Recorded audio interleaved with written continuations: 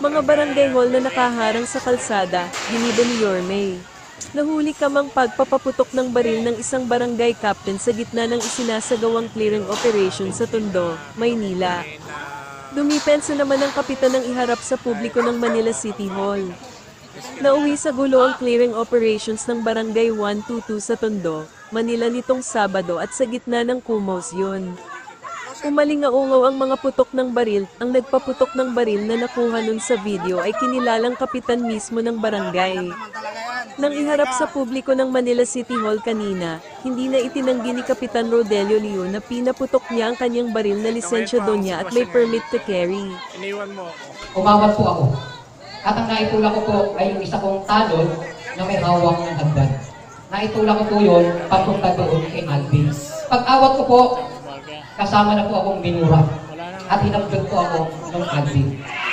Sa gitna kasi ng clearing operations sa lugar, may mag-ama umanong sumugod sa kanya.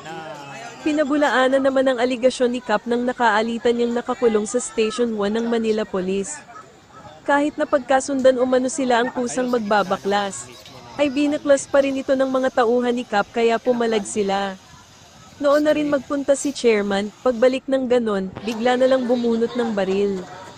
Nahaharap si chairman ng reklamong illegal discharge of firearms and grave threats. Sinampahan naman ng reklamong direct assaults ang kanyang nakaalitan. Tutal, wala naman nagkasakitan, sana yung magkakapit-bahay, magbigayan at mag-unawaan na lang. Ayaw na raw ni Mayor Isko na mangyari ang ganitong insidente, kaya nananawagan siya sa mga residente ng Maynila na makipagtulungan sa mga otoridad, lalo tuloy-tuloy raw ang gagawin nilang clearing operation. Mga barangay hall na nakaharang sa kalsada, giniba ni Yorme.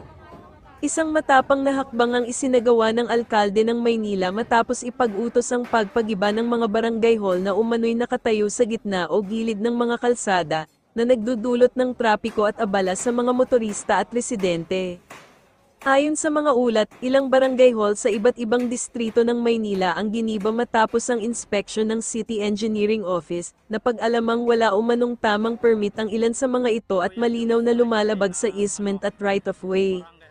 Ang kalsada ay para sa tao, hindi para sa opisina, hindi pwedeng sakupin ng iilan ang daang pampubliko. Ilang barangay officials ang nagpakita ng pagtutol, subalit iginiit ng lokal na pamahalaan na matagal na silang nabigyan ng abiso upang ilipat ang kanilang opisina sa tamang lugar.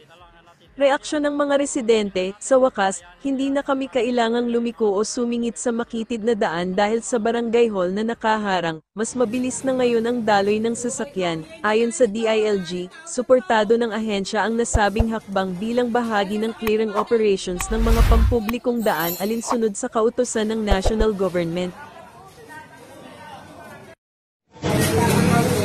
Puro kayo kali, hindi kali to. Daan ng tao lang to. Wala sasakyan dumadaan dito. Malit pa ako, ito na to.